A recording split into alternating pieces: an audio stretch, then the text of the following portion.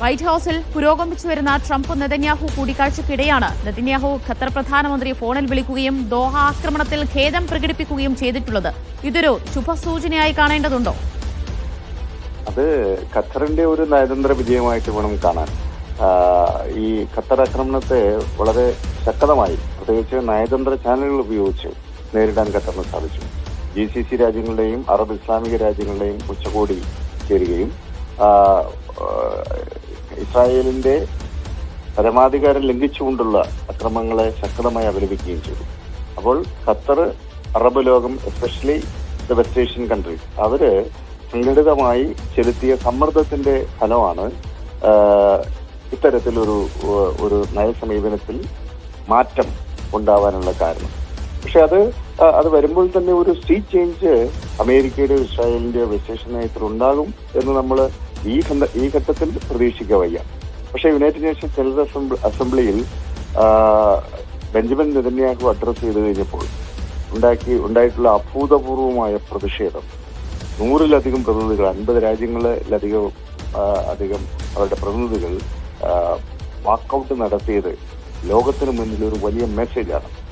ആ സന്ദർഭത്തിൽ വളരെ ഡെഫിയന്റ് ആയിട്ടുള്ള ഒരു പൊസിഷനാണ് ബെഞ്ചമിൻ നെതന്യാഹു എടുത്തതെങ്കിലും പിന്നീട് ഡൊണാൾഡ് ട്രംപിന്റെ പ്രസ്താവന വന്നു. അദ്ദേഹം ട്രൂത്തിൽ കുറിച്ചത് വലിയ ഒരു പദ്ധതിക്ക് വേണ്ടി, വെസ്റ്റ് ഏഷ്യയുടെ മുഖം മാറ്റിമറിക്കുന്ന പദ്ധതിക്ക് വേണ്ടി ഞങ്ങൾ പരിശ്രമിക്കുന്നു, അത് തയ്യാറായിക്കൊണ്ടിരിക്കുകയാണ് എന്ന നിലയ്ക്കുള്ള അദ്ദേഹത്തിന്റെ പ്രസ്താവന വന്നു. അപ്പൊ അതിന്റെ തുടർച്ചയായിട്ടാണ് ഇപ്പോൾ ബെഞ്ചമിൻ നെതന്യാഹു ട്രംപ് കൂടിക്കാഴ്ച നടക്കുന്നത്.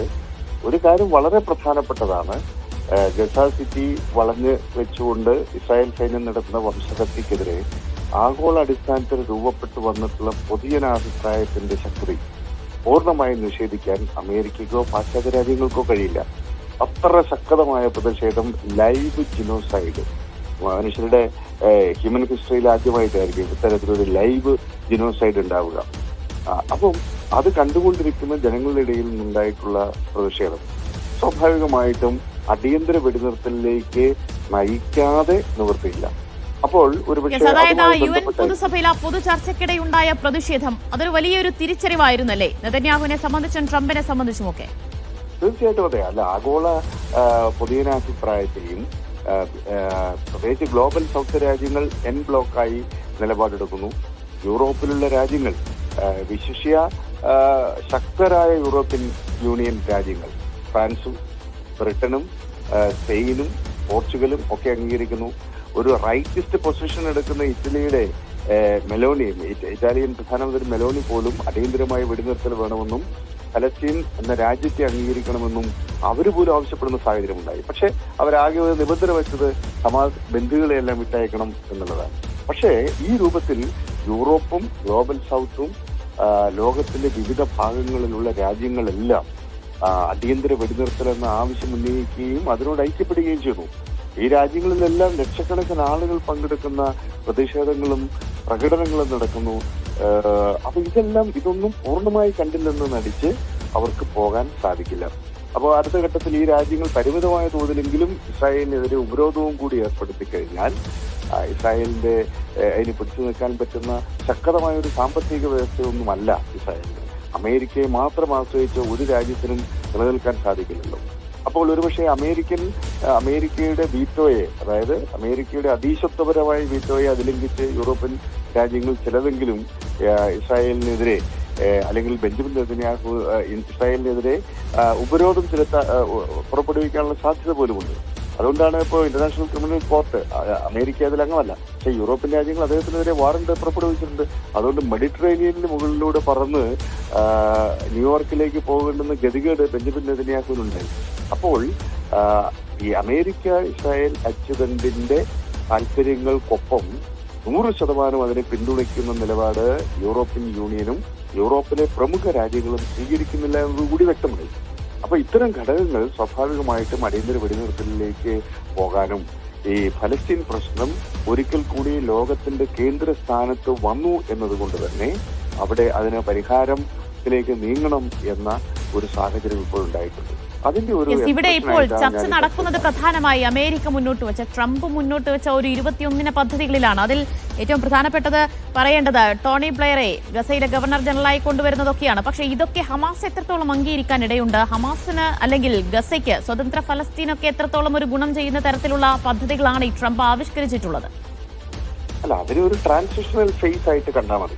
ഇപ്പൊ നിലവിൽ ഈ ട്രംപ് ഇപ്പോ ഇസ്രായേൽ സൈന്യം ഗസയിൽ നിന്ന് പിന്മാറിയാലും അവിടെ ഭരണം ഏറ്റെടുക്കാനും ഗസയുടെ റീകൺസ്ട്രക്ഷൻ നടത്തുവാനും ഗ്ലോബൽ പവേഴ്സ് എല്ലാം വിചാരിക്കേണ്ടത്. വെസ്റ്റേഷ്യൻ രാജ്യങ്ങളും ഗൾഫ് രാജ്യങ്ങളുടെ സാമ്പത്തിക സഹായം ഉണ്ടാവും, അതിൽ വെസ്റ്റേൺ രാജ്യങ്ങളുടെ ടെക്നോളജി വേണം. ഇതൊന്നും ഇല്ലാതെ അവിടെ ഒരു ഗാസ റീകൺസ്ട്രക്ഷൻ സാധ്യമാവില്ല.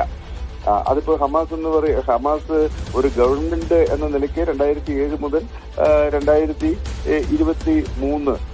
ഈ ഗസയുദ്ധം ആരംഭിക്കുന്നത് വരെ ഗസയിലെ എല്ലാ കാര്യങ്ങളും നിയന്ത്രിക്കുകയും നടപ്പിൽ വരുത്തുകയും ചെയ്തിരുന്നത് ഹമാസാണ്. അതുകൊണ്ട് ഹമാസ് ഗവൺമെന്റ് എന്ന് തന്നെ പറയാം.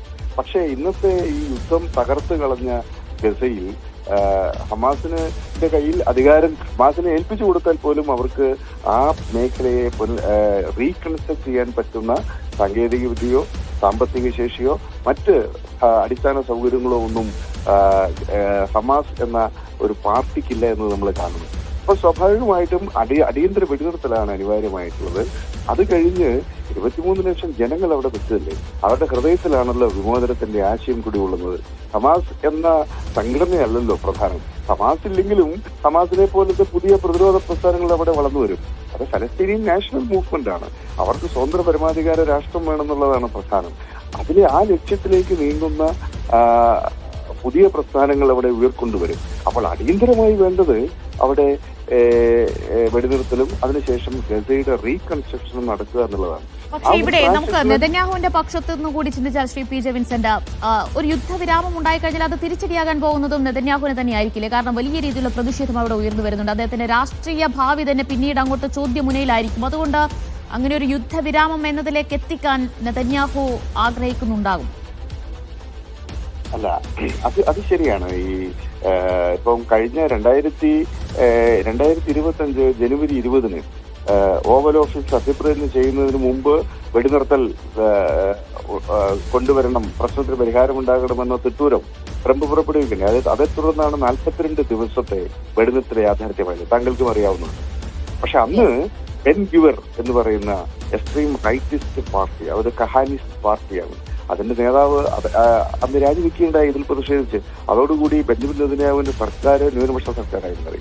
പിന്നീട് 3 മാസം കഴിഞ്ഞിട്ട് അദ്ദേഹം യുദ്ധം പുനരാരംഭിച്ചപ്പോഴാണ് ബെൻ ഗുവർ തിരിച്ച് മന്ത്രിസഭയിലേക്ക് വരികയും ഇപ്പോൾ ദേശീയ സുരക്ഷാ മന്ത്രി എന്ന പദവിയിൽ ഇരിക്കുകയും ചെയ്തത്. അപ്പോൾ ഒരു വെടിനിർത്തലൊക്കെ കൊണ്ടുവന്നാലും ലിക്വിഡ് പാർട്ടിക്ക്, ബെഞ്ചമിൻ നെതന്യാഹുവിന്റെ ലിക്വിഡ് പാർട്ടിക്ക് 32 അംഗങ്ങളെ നെസറ്റിലുള്ളൂ. 60 അംഗങ്ങളെങ്കിലും മിനിമം വേണം. 120 അംഗ നെസറ്റാണ്. അപ്പോൾ ഈ ബെൻ ഗുവറിന്റെ പാർട്ടി, അതുപോലെ റിലീജിയസ് സയനിസ്റ്റ് പാർട്ടി, അവർക്ക് 7 അംഗങ്ങളുണ്ട്. സ്മോട്രിച്ചിന്റെ പാർട്ടിയാണ് അവിടുത്തെ ധനകാര്യ വകുപ്പ് മന്ത്രിയുടെ. ഇങ്ങനെ എത്രയും വലതുപക്ഷ സയനിസ്റ്റ് നിലപാടെടുക്കുന്ന പാർട്ടികളുടെ പിന്തുണയിലാണ് അവിടെ ബെഞ്ചമിൻ നെതന്യാഹു അധികാരത്തിൽ തുടരുന്നത്. അപ്പോൾ ഒരു സമ്മർദ്ദത്തിന്റെ ഫലമായി നിക്കക്കള്ളിയില്ലാതെ വെടിനിർത്തലിലേക്കോ ഇതിലൊക്കെ പോയി കഴിഞ്ഞാൽ ഒരു പക്ഷേ ബെഞ്ചമിൻ നെതന്യാഹു സർക്കാർ അവിടെ നിലനിൽക്കുമെന്ന് ഇപ്പോൾ കരുതാൻ സാധിക്കില്ല. അദ്ദേഹത്തിന് ഒരു പക്ഷേ ഇപ്പോൾ തന്നെ വളരെ ഒരു വേവറിംഗ് സ്റ്റേജാണ് അവിടെ ഉള്ളത്. അപ്പോൾ വളരെ പരിമിതമായ ഭൂരിപക്ഷം ഈ യുദ്ധം നടക്കുന്നതുകൊണ്ട് മാത്രം അധികാരത്തിൽ തുടരാൻ സാധിക്കുന്നു എന്നുള്ളതാണ് അവസ്ഥ. കാരണം 32 അംഗങ്ങൾ മാത്രമുള്ള ഒരു പാർട്ടിക്ക് ഇനിയും എത്ര അംഗങ്ങൾ വേണം? 60 എന്ന മാജിക് നമ്പറിലേക്ക് എത്തണ്ടേ? അപ്പോൾ ഒരു പക്ഷേ ഒരു സമാധാനത്തിലേക്ക് നീങ്ങിയാൽ ഈ തീവ്ര വലതുപക്ഷം, തീവ്ര സയനിസ്റ്റുകൾ, തീവ്ര റിലീജിയസ് ഗ്രൂപ്പുകൾ പിന്തുണ പിൻവലിച്ചാൽ ബെഞ്ചമിൻ നെതന്യാഹുവിന് അധികാരം വിട്ടൊഴിയേണ്ടി വരും. പക്ഷേ അത് ചെയ്യുന്നതായിരിക്കും അദ്ദേഹത്തിന് നല്ലത്. കാരണം മറ്റ് ആൾട്ടർനേറ്റീവ് ഇല്ല എന്നുള്ളതാണ് വാസ്തവം. അദ്ദേഹം തന്നെ ഇസ്രായേലിന്റെ ചരിത്രത്തിൽ ഏറ്റവും അധികം തുടർച്ചയായിട്ട് പ്രധാനമന്ത്രിയായിട്ടിരുന്ന ആളാണ്.